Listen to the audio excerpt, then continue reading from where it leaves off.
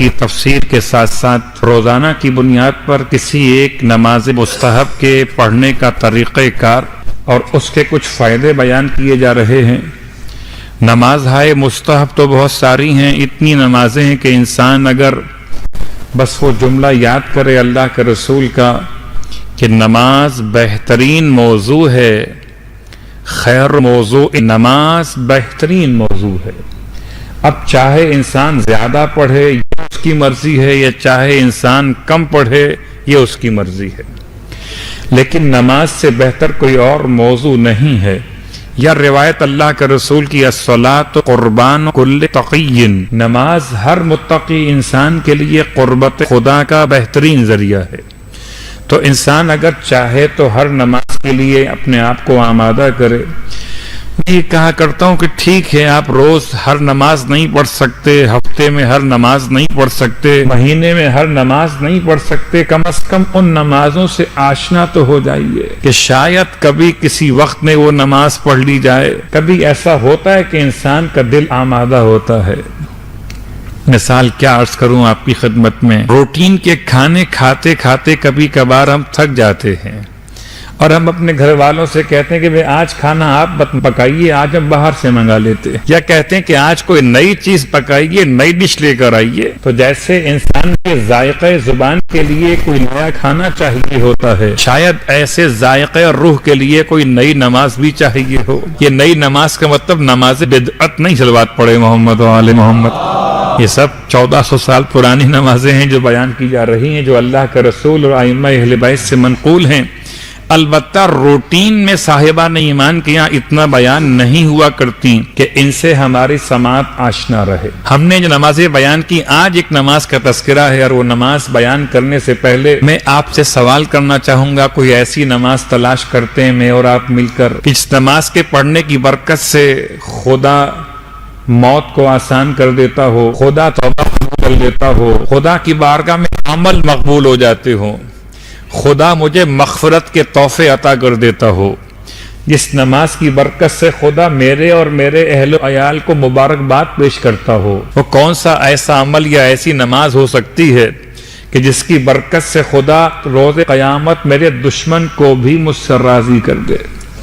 وہ کون سی ایسی نماز اور دعا ممکن ہو سکتی ہے جس کی برکت سے خدا میرے لیے دنیا اور آخرت کی روزی میں کشادگی پیدا کر، دنیا اور آخرت کی روزی میں کشادگی پیدا کر دے؟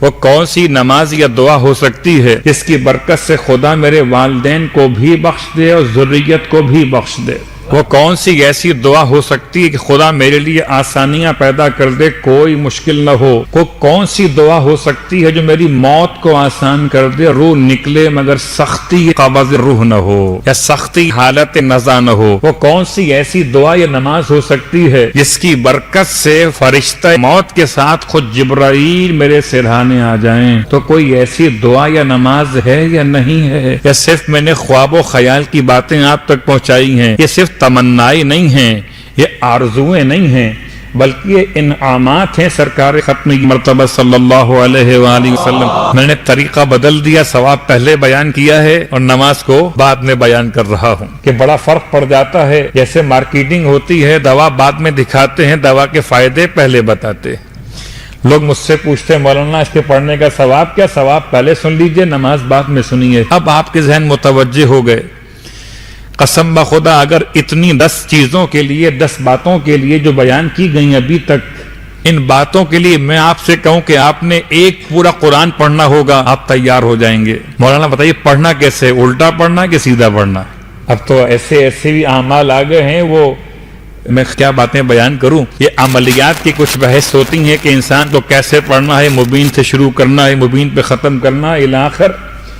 تو اگر میں آپ سے کہوں کہ ان 10 باتوں کے لیے آپ کو 10 درہم خرچ کرنے پڑیں گے، تو آپ کہیں مولانا بسم اللہ 10 تو بہت کم ہے، ہم 20 بھی خرچ کر دیں گے۔ تو کون سی نماز ہے جس میں درہم خرچ نہیں ہوں گے؟ البتہ ولایت شرط ہے۔ اللہ کے رسول اپنے حجرہ مطہرہ سے باہر تشریف فرما ہوئے ہیں، اور آپ نے اپنے اصحاب کے درمیان ایک اناؤنسمنٹ کیا ہے کہ آپ میں سے کوئی ہے جو اپنے لیے رب سے توبہ کی درخواست کرنا چاہتا ہو۔ اب تک جو میں نے بیان کیا یہ تمام فائدے نماز توبہ کے ہیں۔ صلوات پڑھے محمد والے محمد۔ بہت ڈیپ میں جانے کے لیے تو پھر الگ الگ بحث کرنی پڑتی ہے۔ نماز اف، تو یہ اف کیا ہے؟ معافی۔ نماز استغفار الگ نماز ہے، وہ کیا ہے؟ یہ نماز توبہ ہے۔ توبہ اور ہے، استغفار اور ہے، اف اور ہے۔ البتہ اردو زبان کی کوتاہی الفاظ کا مسئلہ ہے، اس کے دامن میں الفاظ نہیں ہیں، اس لیے اردو زبان میں تینوں کو کہتے ہیں کہ توبہ کی نماز، استغفار بھی توبہ، توبہ بھی توبہ اور اف بھی توبہ۔ حالانکہ اف وہ نماز ہے کہ اگر انسان کو عبادت خدا میں ذائقہ کم محسوس ہو، عبادت میں سستی پیدا ہونے لگے تو اسے وہ نماز پڑھنی چاہیے۔ نماز استغفار وہ نماز ہے جو خدا سے مغفرت طلب کرنے کا پہلا عنوان ہے۔ جب مغفرت طلب کی اور مغفرت آپ کو مل گئی، اب پھر آپ کے لیے توبہ کی منزل ہے۔ پہلے مغفرت ہے اور بعد میں توبہ ہے۔ مغفرت دور سے بھی ہو سکتی ہے توبہ مگر خدا سے قریب آ کر ہی ملتی ہے۔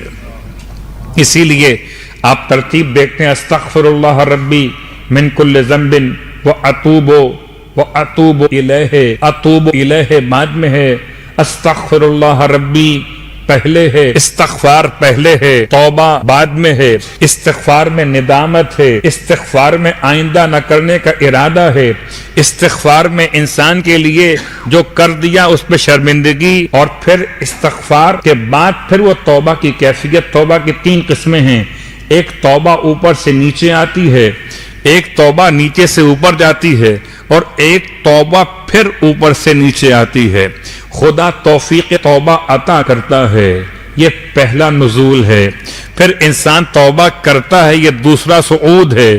پھر خدا توبہ قبول کرتا ہے، یہ پھر تیسرا نزول۔ صلوات پڑھیں محمد علیہ۔ تو توبہ یک طرفہ مسئلہ نہیں ہے، ہو سکتا ہے استغفار یک طرفہ مسئلہ ہو، استغفر اللہ ربی واتوب الیہ، لیکن یہ غیر معصومین کی بات ہو رہی ہے، معصومین کی بارگاہ مقدس کی بات نہیں ہو رہی۔ معصومین کا استغفار کرنا کس معنی میں الگ موضوع ہے، میں اپنی اور آپ کی بات کر رہا۔ استغفار کے بعد توبہ، نماز توبہ۔ اللہ کے رسول فرماتے ہیں، تم میں سے کون ہے جو خدا سے توبہ کرنا چاہتا ہو؟ تو بھلا کون سا ایسا شخص ہے جو کہے گا میں خدا سے توبہ نہیں کرنا چاہتا؟ ویسے کبھی کبھی ایسا ہو سکتا ہے کوئی ایسا شخص آپ کو مل جائے جو کہے میں خدا سے توبہ نہیں کرنا چاہتا۔ ایسا کب ہو سکتا ہے؟ چھوٹی سی مثال ہے، یہ بھی واقعہ مولوی مثنوی روم نے اس کو اپنی فارسی ادبیات میں لکھا۔ کہتے ہیں کہ ایک شخص ہے کہ جو بہت اللہ سے مناجات کرتا ہے، اللہ سے دعا کرتا ہے۔ ایک دن شیطان نے اس کے وسوسے ذہن کے ذریعے پیغام اس کو دیا۔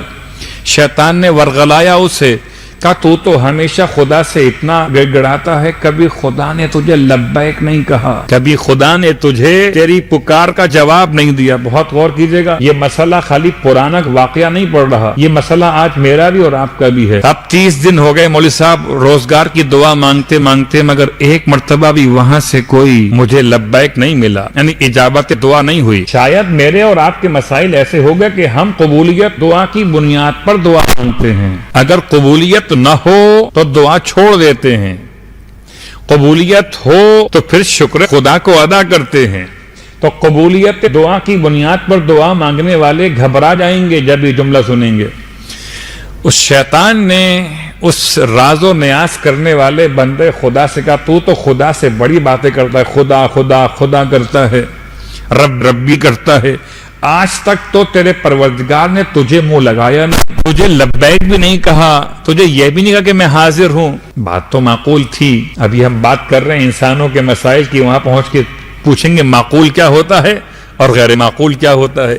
فی الحال تو یہ ہمارے اور آپ کے معاشرے میں لفظ معقول ہو گیا کہ وہ ٹھیک ہے آپ بار بار مجھے کال کر رہے تھے، میں نے ایک مرتبہ بھی، خیر اب تو میں کیا مثال دوں کہ واٹس ایپ پر یا بعض اپلیکیشنز پر یہ آسانی پیدا ہو گئی کہ اگر آپ نے میرا میسج پڑھ لیا تو اس کا کلر جو ہے وہ چینج ہو جاتا ہے، بلو ہو جاتا ہے کہ آپ نے پڑھ لیا۔ اب مجھے اطمینان ہے جواب آئے کہ نہ آئے، آپ نے پڑھ تو لیا۔ اور اگر کبھی آپ جواب نہ دیں یا اب سسٹم ایسا بنائیں، اس طرح سے اپنی اپلیکیشنز کو بنا دیں واٹس ایپ کی کہ مجھ پر شو نہ ہو کہ آپ نے پڑھا ہے کہ نہیں پڑھا، تو مشکل ہو جائے گی۔ اگر خدا سے بار بار بات کر رہے تھے اور کوئی رسپانس نہیں مل رہا، رسپانس خدا کا جواب نہیں آ رہا، تو اس نے کہا بات تو یہ صحیح کہہ رہا ہے، اس نے خدا سے دعا مانگنا چھوڑ، خدا سے بات کرنا چھوڑ دی۔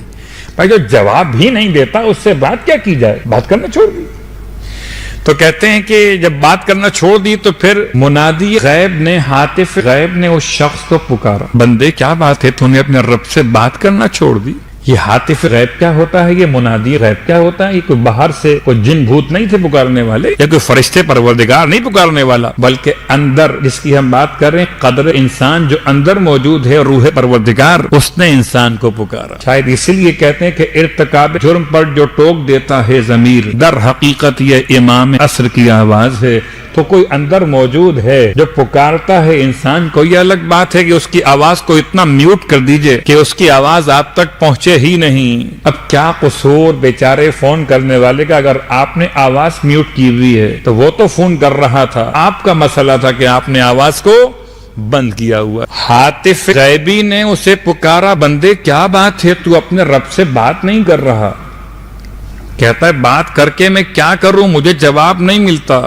تب ہاتف غیب نے کہا، بندے تجھے کیا ہو گیا، تیرے دل میں دعا کی تمنا ہی تو میری آواز تھی، جو تجھے بار بار دعا کے لیے۔ بہت سے ایسے لوگ ہوں گے جنہیں دعا میں دل نہیں لگتا، بہت سے ایسے لوگ آپ کو ملیں گے جو دعا پر بلیو نہیں کر رہے ہوتے، تو جن کے خانہ دل کو خدا کی طرف سے تالے لگا دیے گئے ہیں، وہاں سب کچھ تو ہے مگر دعا نہیں ہے۔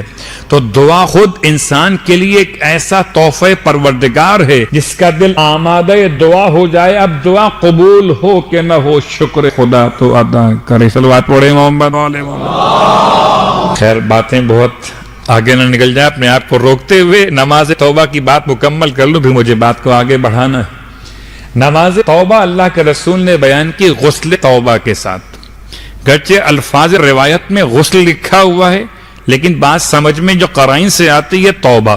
ویسے بھی جب بھی کبھی آپ غسل جمعہ کیجئے، غسل عیدین کیجئے، غسل شب ہائے قدر کیجئے، یا دیگر اغسال یعنی کہ غسل جو مستحب یا واجب ہوتے ہیں، ان کو انجام دیجئے۔ طریقہ آپ کو معلوم ہے، سر اور گردن کا دھونا، بدن کے دائیں حصے کا ایک مرتبہ اور بائیں حصے کا ایک مرتبہ دھونا، یہ مکمل دھونا، یہ کہلاتا ہے غسل ترتیبی۔ آپ اس طرح جب غسل کو مکمل کرتے ہیں تو پھر نیت کبھی کرتے ہیں جمعے کی، کبھی عیدین کی، کبھی اور مناسبتوں کے اعتبار سے، واجب ہو یا غیر واجب، اس میں نیت ایڈ کر لیجئے ہمیشہ کے لیے۔ جب بھی کوئی غسل کریں، غسل مستحب ہو یا غسل واجب ہو، اس میں نیت ایڈ کر لیجئے اپنے اس آج کی مجلس کے بعد سے، اگر نہیں کی اب تک، کہ میں غسل توبہ، غسل جمعہ، غسل توبہ، غسل جنابت، غسل توبہ، غسل شب قدر، غسل توبہ، غسل منت و نظر، غسل توبہ، غسل احرام مثلا الاخر قربتاً الی، اپنے ہر غسل کے ساتھ ایک نیت کو ایڈ کر لیجئے۔ فقہی اعتبار سے کوئی اس میں مسئلہ نہیں ہے، آپ ایسا کرنے پر قادر ہیں، یعنی شرعاً آپ کو اس کی اجازت ہے کہ آپ واجب یا مستحب غسل کے ساتھ ایک نیت کو اور ایڈ کر سکتے ہیں۔ تو سرکار ختمی مرتبہ صلی اللہ علیہ وآلہ وسلم نے جو نماز بیان فرمائی، نماز توبہ، اس سے پہلے آپ نے غسل بیان کیا، غسل توبہ۔ ویسے بھی انسان کو چاہیے جب توبہ کرنے کے لیے آمادہ ہو جائے تو پہلے اپنے آپ کو پاک اور پاکیزہ کر لے۔ غسل کے بعد آپ فرماتے ہیں وضو بھی کرو، اس کا مطلب یہ روایت اس غسل کے بارے میں ہے جہاں غسل کفایت نہیں کر رہا وضو کی، یا کبھی کبھی ایسا ہو سکتا ہے کہ روایت کا جو مطمع نگاہ ہو یہ ہو کہ طہارت کاملہ منعقد کی جائے، تو غسل بھی کیا جائے اور وضو بھی کر لیا جائے۔ تو دونوں باتیں آپ نے بیان فرمائی، غسل کرو پھر وضو کرو، پھر دو رکعت کر کے 4 رکعت نماز توبہ کی نیت سے قربتاً الی اللہ پڑھو۔ ہو سکتا ہے کہ کوئی یہاں سوال ذہن میں آئے، کیا میں اپنے والدین کی طرف سے پڑھ سکتا ہوں، اپنے بھائی بہن عزیز قریب اہلیہ بچوں کی طرف سے پڑھ سکتا ہوں؟ جواب، توبہ کا مسئلہ ویسے تو اپنا اپنا ہے، میری توبہ آپ کے کام نہیں آئے گی اور آپ کی توبہ میرے کام نہیں آئے گی، اس لیے کہ آپ کے معاملات خدا سے الگ ہیں، میں لفظ گناہ استعمال نہیں کر رہا، میرے معاملات اللہ سے الگ ہیں۔ لیکن پھر بھی اگر کوئی تمام کی طرف سے پڑھنا چاہے تو شرعاً گنجائش ہے۔ 2 رکعت نماز پھر 2 رکعت نماز۔ طریقہ، سورہ الحمد کے بعد 3 مرتبہ سورہ اخلاص اور ایک مرتبہ سورہ فلق اور سورہ ناس، 3 مرتبہ سورہ اخلاص اور 1 مرتبہ سورہ فلق، 1 مرتبہ سورہ ناس۔ یہ 4 رکعت نماز میں طریقہ بالکل سیم رہے گا، 2 رکعت تک نماز مکمل، نماز توبہ قربتاً الی اللہ۔